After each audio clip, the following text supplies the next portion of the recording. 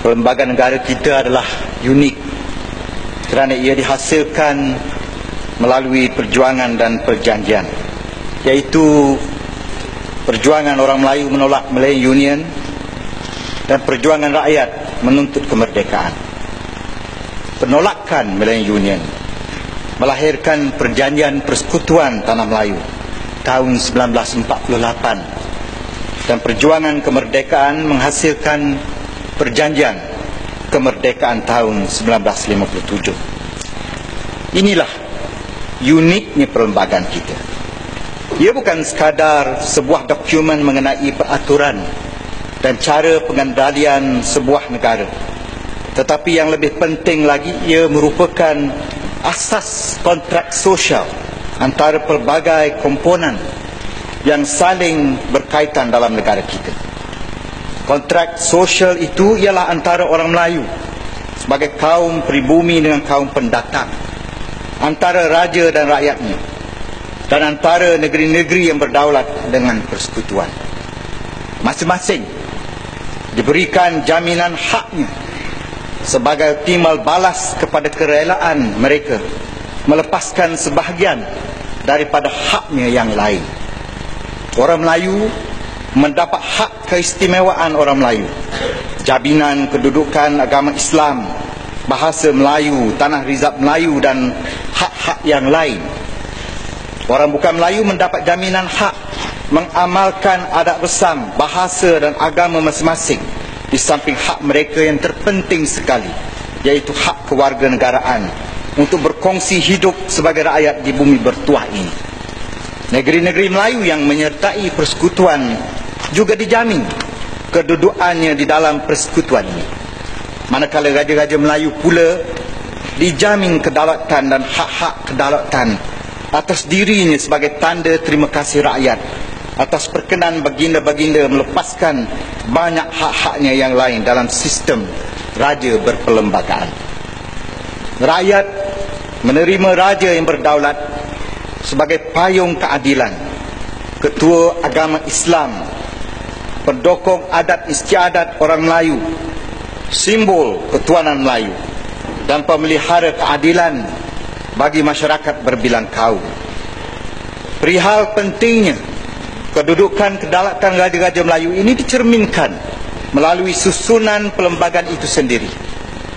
Perkara 181-1 dan 181-2 yang berada di bawah klausa dengan izin saving for rulers sovereignty etc. adalah terletak di bahagian paling terakhir perlembagaan kita. Inilah klausa penamat yang menjadi kesimpulan kepada keseluruhan isi kandungan karya besar yang bernama Perlembagaan Malaysia itu. Perkara 181-2 mengenai imuniti raja-raja Melayu adalah manifestasi terpenting kepada konsep kedaulatan institusi itu. Konsep kedaulatan institusi itu yang menjadi tiang seri kepada kekokohan perlembagaan negara ini.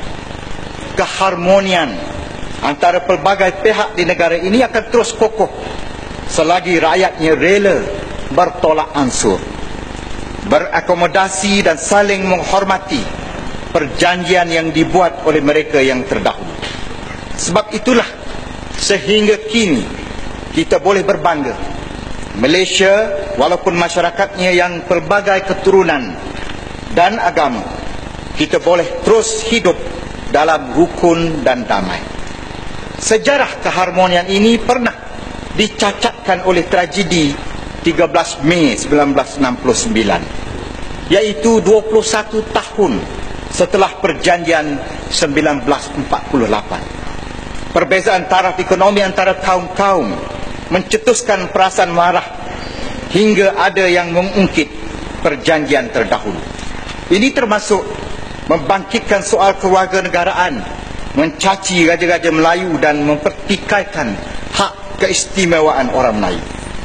Sebab itulah selepas tragedi hitam itu, rakyat terpaksa diingatkan kembali perjanjian asal tadi dan diberi amaran demi kestabilan dan kemakmuran negara Jangan sesiapa pun mengungkitkan lagi soal hak keistimewaan orang Melayu, soal kedudukan bahasa Melayu, dan soal kedudukan institusi Gajah-Gajah Melayu.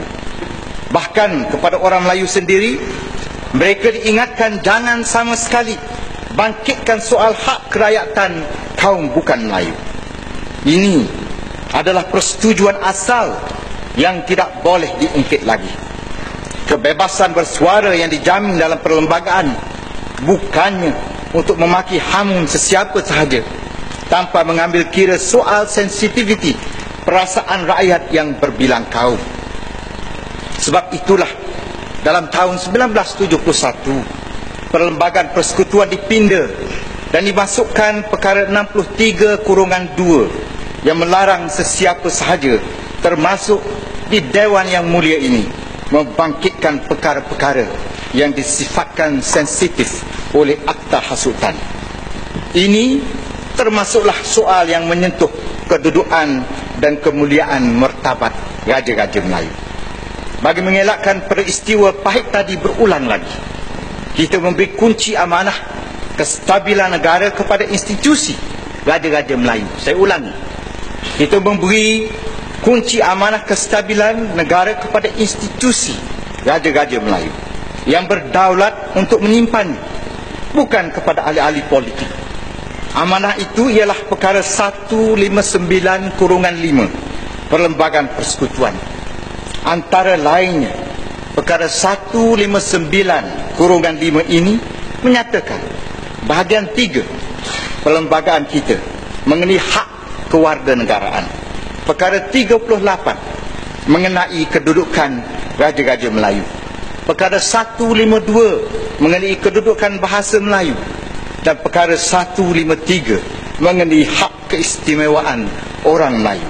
Tidak boleh dipinda melainkan dengan persetujuan Majlis Gajah-Gajah Melayu.